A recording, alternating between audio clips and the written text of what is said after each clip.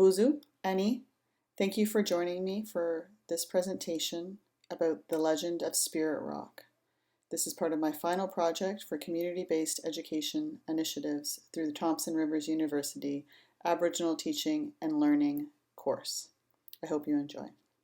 My name is Lisa Prynne. I am 7th generation settler Canadian on my mother's side. My maternal family names are Dowling and Tipping on her side. On my father's side, he was a newcomer from New Zealand who arrived here when he was 16. Paternal family names are Prynne and Mudgway. I am a wife and mother of 2 beautiful boys. I was also a high school teacher for 14 years before leaving teaching to become the manager of education and activation for the Gore Downey and Cheney Wenjack Fund. I love hiking, exploring the wilderness, jumping in lakes, and this is how I found out about Spirit Rock Conservation Area. About a month and a half ago, my family and I discovered this beautiful conservation area that's part of the Bruce Trail. When you arrive at Spirit Rock Conservation Area, in the parking lot, the first sign you see is this one. The legend of Spirit Rock is interesting to say the least as it's worded at this public conservation area. It's a spoken legend of 2 enemy Indian tribes as it's written on the sign. Right there, the language is not appropriate, and it goes on to talk about the Eastern Braves and the Western Warriors, 2 nations I've never heard of. The signage goes on to talk about a woman who's captured, and it just seems there seems to be something lacking. So as you can see, the terms used on this signage are simply inappropriate.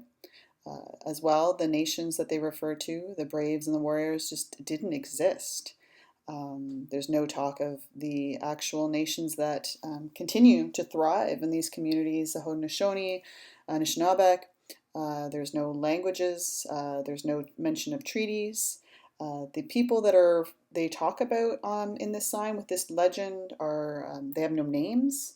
It romanticizes slavery and abduction and abuse, and I just think there's so much more that could be done to educate the public.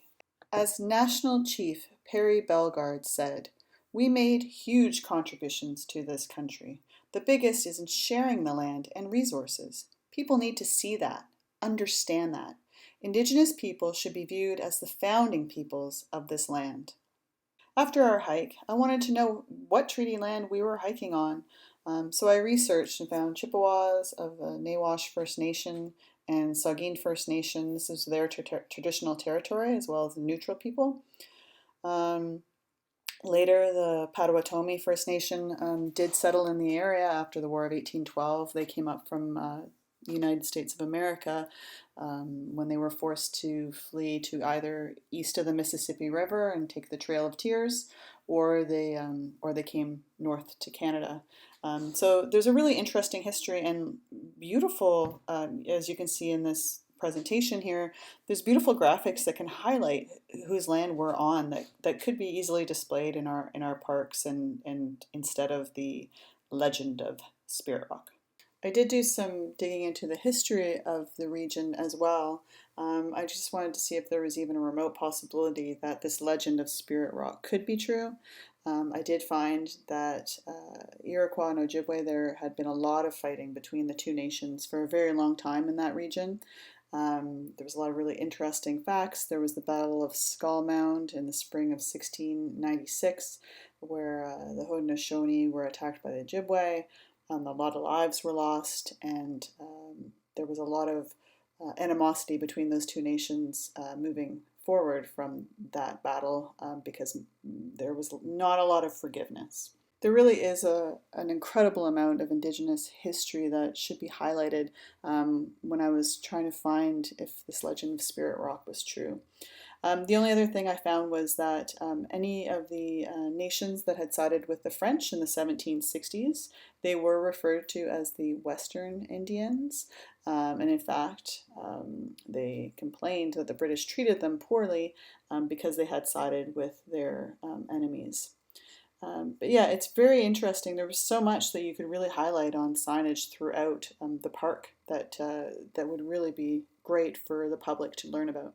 So Spirit Rock Conservation Area is actually on Treaty 82.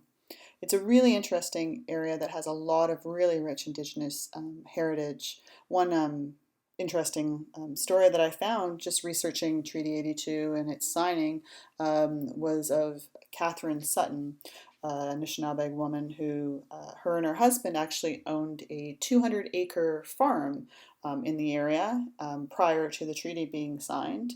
She had actually established the land from the Nawash First Nation, and after the treaty was signed, she lost it, and she went to actually bid on the land at a public sale and was refused. She was not allowed to buy her land back because she was deemed an Indian. So she actually fought, and she fought really hard to get her land back, as did other First Nations people. She, however, managed to meet Queen Victoria in England, and she was able to actually get her land back, the only Indigenous person to do so in that neighborhood.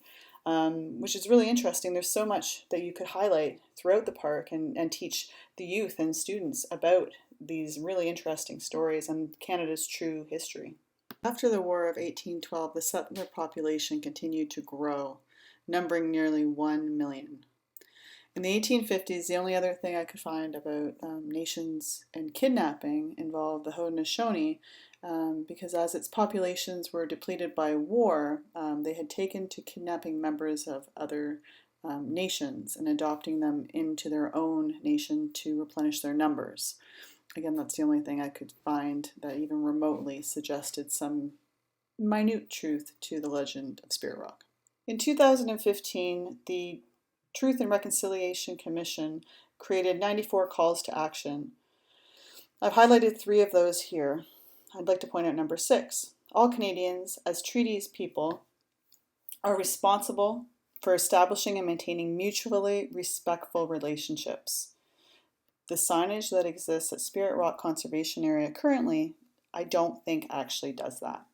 We need to support Indigenous culture. We need to revitalize. We need to integrate it into our signage. We need to make sure that the Indigenous knowledge systems are shown and shared, and the connection to the land is cared for and understood, that whose land we are on is very clearly marked and established so that we can move forward together in true reconciliation. So this is the sign at the end of Spirit Rock, where the legend is written out big and bold. And I really like this one line, "at a time predating the white man," because we haven't been here that long. So it's kind of funny. Anyway, the sign goes on just to talk about these, the princess and the chiefs that have no name, these bands that have no real, there's no proof that they existed. Yeah, it just seems a shame that it's not something a little more educational and a little more meaningful and a little more true. I've actually had the privilege of visiting some of the local schools in the area and the Blue Water District School Board. GC Huston Public School in Saugeen is wonderful. They've been doing such great work. This is a photo I actually took of one of the doors that the students have painted, and then they share different languages and education. It's beautiful, and it really does exemplify how easy it is to work with local Indigenous communities to make meaningful